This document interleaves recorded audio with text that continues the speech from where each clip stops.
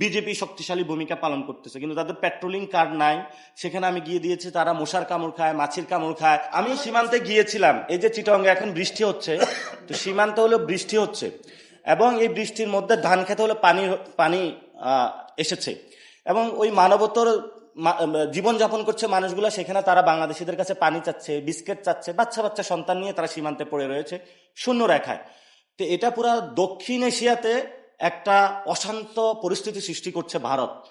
এবং এখানে যে তিনজন মন্ত্রী বক্তব্য দিয়েছে, একজন উপদেষ্টা সহ সরকারের, এটা বাংলাদেশের মানুষের কোনো কণ্ঠস্বর না, জুলাই অভ্যুত্থানের কোনো আকাঙ্ক্ষা না।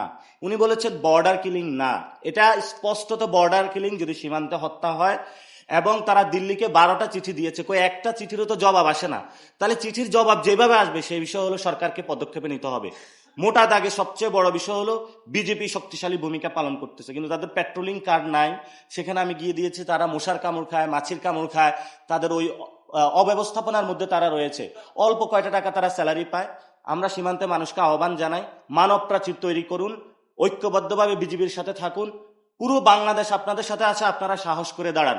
বাংলাদেশের এই দেশপ্রেমিক যে বাহিনী, সেই বিডিআর এর যেভাবে ভূমিকা ছিল, এই বিজেপিকে আমরা সেই ভূমিকা চাই।